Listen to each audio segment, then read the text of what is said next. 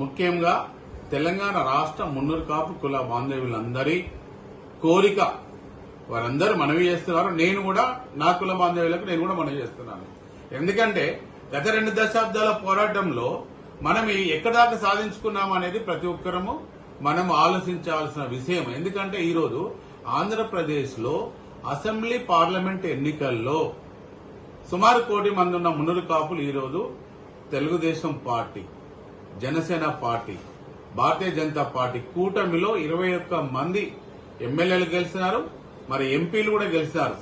మరి మనము ఈ రోజు ఎంత బలంగా ఉండి తెలంగాణ ఈ రోజు ఎంతో డెవలప్ అయ్యి మరి ఎంత బలంగా ఉన్న ఆ తెలంగాణలో మనం ఎంత సంఖ్యలు పడిపోయినామో ఆలోచించాలి. మనము పోయినది గతహ, ఇప్పుడు జరగబోయేది ఒక్కటే.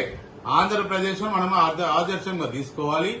మరే మనము అక్కడ ఏదైతే అసెంబ్లీ పార్లమెంట్ లో ఎక్కువ మంది గెలిచినారో ఇక్కడ స్థానిక ఎన్నికల్లో మనం ఎక్కువ మంది గెలిస్తే వచ్చే మళ్లీ ఎన్నికల్లో మనము బలంగా మన సంఖ్య ప్రకారంగా కనీసం ఒక 30 మంది ఎమ్మెల్యేలు గెలవడానికి మనకు ఆస్కారం ఉంటుందని తెలియజేస్తూ, మరి ముఖ్యంగా చాలా మంది కూడా నేను కూడా ప్రజారాజ్యం పార్టీలో పుట్టిన వాడిని. అంటే ప్రజారాజ్యం పార్టీ వచ్చినప్పుడు పుంజాల శివశంకర్ గారు మనకి బీసీటీ రిజర్వేషన్ తెచ్చిన వ్యక్తి నన్ను రాజకీయాల్లోకి తీసుకొచ్చినారు.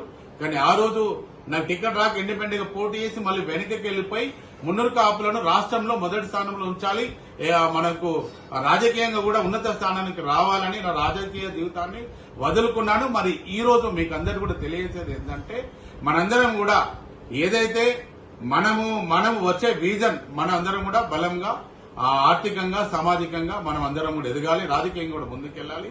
మున్నూరు కాపు చైతన్య యాత్ర కూడా బలంగా రాష్ట్ర కమిటీ సభ్యులు, జిల్లా కమిటీ సభ్యులు అందరూ కూడా గ్రామ మండల అధ్యక్షులందరూ పాల్గొని విజయవంతం చేసి మనము ఎక్కువ మంది గెలిపించుకోవాలి. ముఖ్యంగా ఏంటంటే ఈ రోజు ఆంధ్రప్రదేశ్ లో పవన్ కళ్యాణ్ గారు మరి మనకు తెలుసు 21 సీట్లు తీసుకుంటే 21 మందిని గెలిపించుకున్నాడు, 2 ఎంపీ తీసుకుంటే 2 ఎంపీ గెలిపించుకున్నాడు.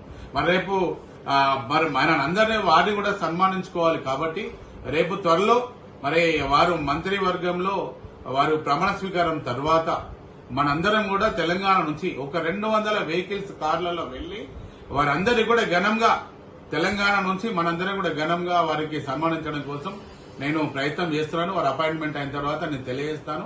అందరూ కూడా హైదరాబాద్ నుంచి మరి అక్కడ విజయవాడ వెళ్లి మన ఏదైతే పవన్ కళ్యాణ్ గారికి ఆత్మీయ ఘన సత్కారం చేయడానికి మనం పోతామని కూడా నేను తెలియజేస్తున్నాను.